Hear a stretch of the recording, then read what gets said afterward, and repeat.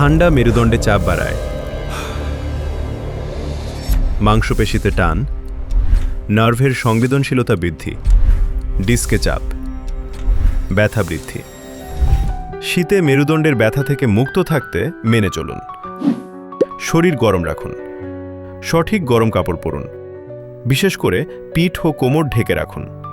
হালকা ব্যায়াম করুন, নিয়মিত স্ট্রেচিং ও হালকা ওয়ার্ম আপ করলে পেশি নমনীয় থাকে।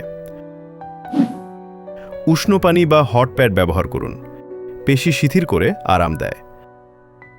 হাইড্রেটেড থাকুন, ঠান্ডায় পানি কম পান করলে ডিস্ক ডিহাইড্রেটেড হয়ে ব্যথা বাড়াতে পারে।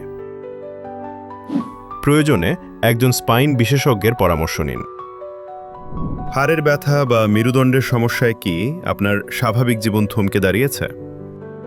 তাহলে আজই যোগাযোগ করুন আমাদের সাথে।